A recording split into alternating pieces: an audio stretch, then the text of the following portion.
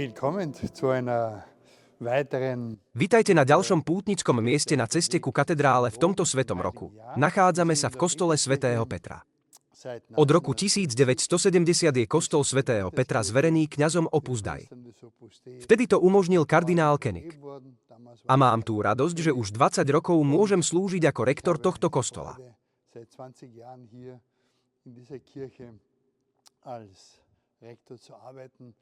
Ich freue mich sehr, diesen, könnte man sagen, kleinen Seitenaltar vorstellen zu können, wo eben S veľkou radosťou vám predstavujem malý bočný oltár, na ktorom je zobrazený svätý každodenného života, ako ho nazývajú. Ide o obraz svätého Josemariu Esccrivá, zakladateľa Opus Dei, ktorý namaľoval Ernst Fuchs.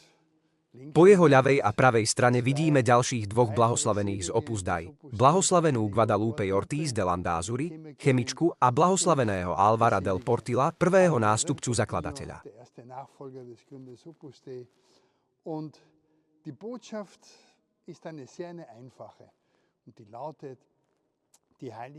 Posolstvo tohto oltára je jednoduché, ale hlboké. Svetosť v každodennom živote, najmä prostredníctvom verného plnenia pracovných povinností. Zakladateľ Opus Dei zhrnul toto posolstvo takto.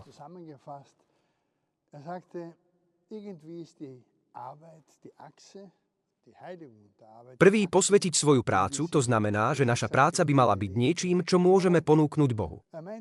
Rovnako ako pri obetovaní darov, počas svätej omše nechceme priniesť na oltár nedbanlivú alebo zle vykonanú prácu.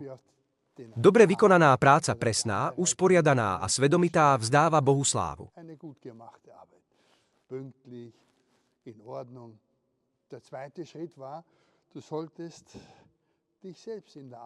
Druhý, posvetiť seba v práci, to znamená, že prácu nepoužívame ako pódium pre svoje ego, ale ako príležitosť slúžiť druhým.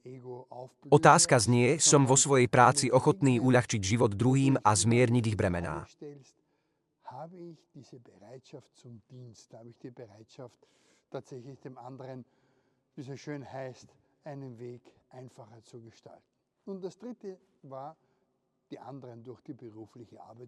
Tretí, posvetiť iných prostredníctvom práce. Práca nás často spája s inými ľuďmi. Nejde len o technické otázky, ale aj o ľudské a niekedy duchovné aspekty.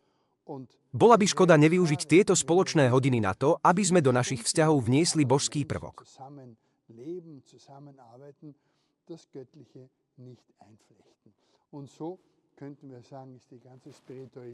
Táto spiritualita sa dá zhrnúť takto. Usiluj sa o posvetenie svojej práce. Usiluj sa o posvetenie seba v práci. Usiluj sa o posvetenie iných prostredníctvom svojej práce.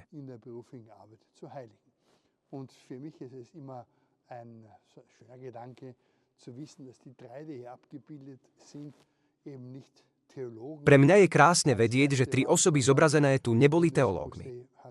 Zakladateľ Opus Dei, Josemaria Esccrivá, najprv študoval právo a až neskôr teológiu.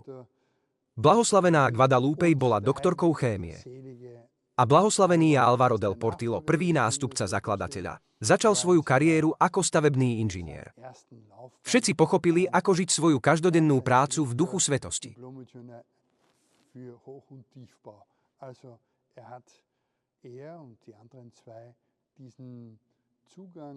Zur Heiligung der Arbeit im Alltag auch wirklich sehr gut verstanden.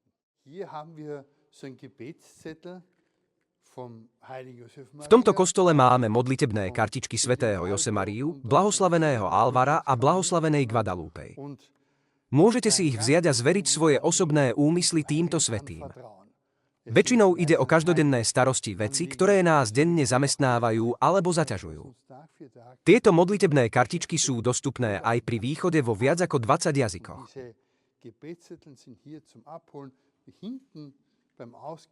Haben wir, glaube ich, in weit über 20 Sprachen diese Gebetszettel.